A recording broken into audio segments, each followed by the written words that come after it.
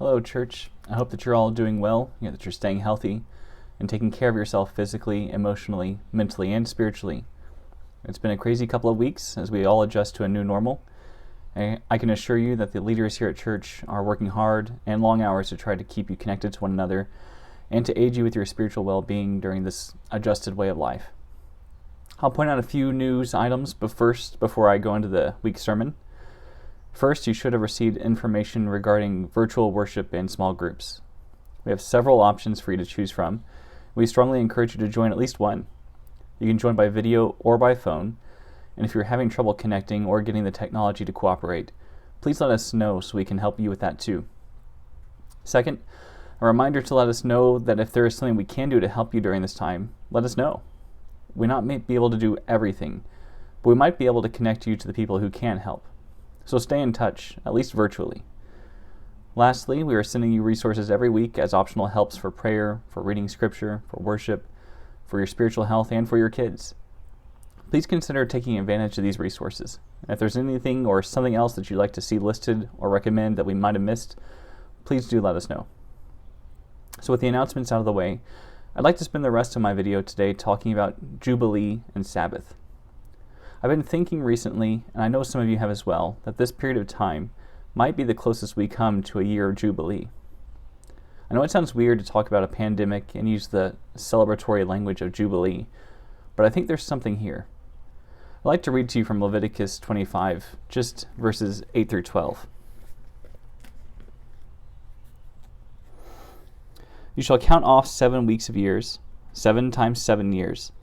So the period of 7 weeks of years gives 49 years. Then you shall have the trumpet sounded loudly. On the 10th day of the 7th month, on the day of atonement, you shall have the trumpet sounded throughout all your land. And you shall hallow the 50th year, and shall proclaim liberty throughout the land to all its inhabitants. It shall be a jubilee for you. You shall return, every one of you, to your property, and every one of you to your family. That 50th year shall be a jubilee for you. You shall not sow or reap the aftergrowth, or harvest the unpruned vines. For it is a jubilee. It shall be holy to you. You shall eat only what the field itself produces.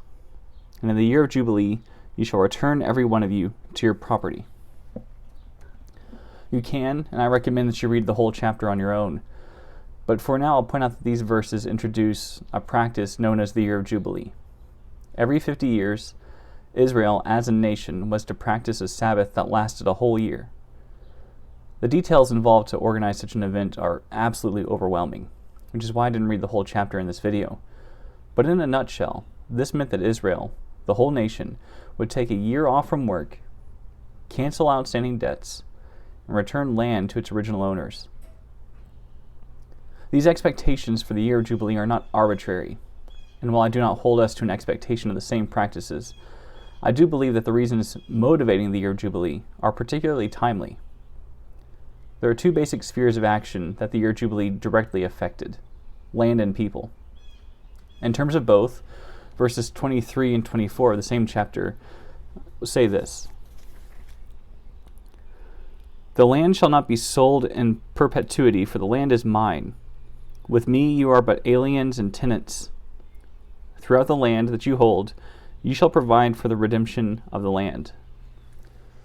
These verses remind the Israelites that their relationship to one another and to the land they lived in and to God is different from anything else in the world.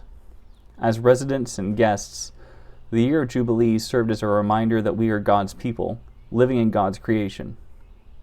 I think we're so good at fooling ourselves into thinking that we have control over our own lives. Yet the truth is that we are merely residents and guests in God's kingdom. So Leviticus describes how during the Year of Jubilee, we are to rest the land and rest our expectations of one another. The details describe the forgiveness of debt and the return of land to original owners, which is likely just incompatible with our society. But the principles are critically important. Any farmer can tell you that it is important to rest the land that you farm, to take a season off, to revitalize and put nutrients back into the ground. We've all likely learned the value of resting our expectations of one another, even if that comes from feeling the pressure of someone else's expectations of you. But as we socially distance ourselves and change our normal daily rhythms, I've begun to notice some principles of the Year of Jubilee already at work around us. Take the resting of land, for example. Just this week, the New York Times published an article about the effects of social distancing on traffic and pollution, primarily carbon dioxide emissions from vehicles. Not only is traffic down 40 to 80% in major cities around the U.S., but the measurable carbon dioxide above these cities is also down by about 50%. I would be curious to see more data about this trend as social distancing continues, especially worldwide. But regardless, this data makes me wonder if social distancing has in some way forced us to wrest our environment from pollution. Certainly we are not all farmers, and we do not all need to take a year in every 50 years to stop harvesting. But could we have inadvertently stumbled into a different kind of rest for creation, with a 2020 sort of twist, by reducing carbon dioxide emissions? I think so. And even beyond our relationship to creation, I see in our current situation a treatment of others that is more in line with this spirit of the Year of Jubilee. We may not be canceling all of our debts nationwide, but I have seen an incredible amount of kindness and patience and flexibility demonstrated during these hard times. Take, for example, my last Thursday. A construction worker who's building a house on the end of the street needed to turn his truck around apparently in my yard, but missed the driveway and drove over my water meter. The yard started to flood. The meter was absolutely obliterated.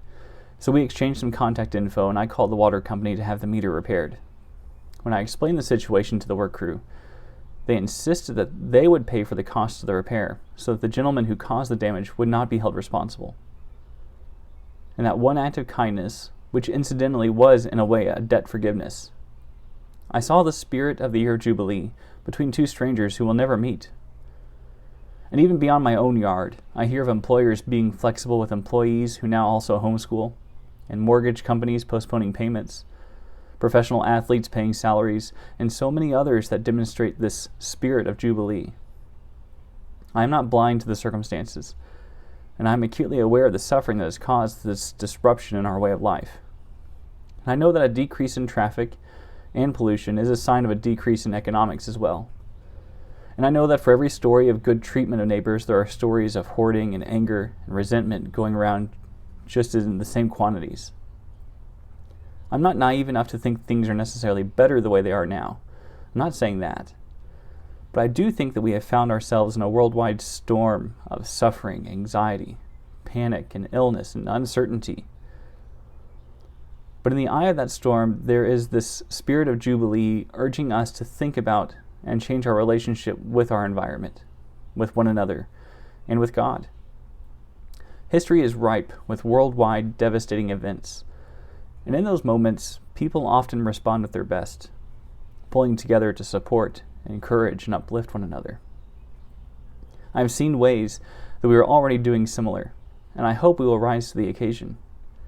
We have a unique opportunity to love our neighbor, and I suggest we take our cue from the Year of Jubilee and find ways to extend forgiveness to one another.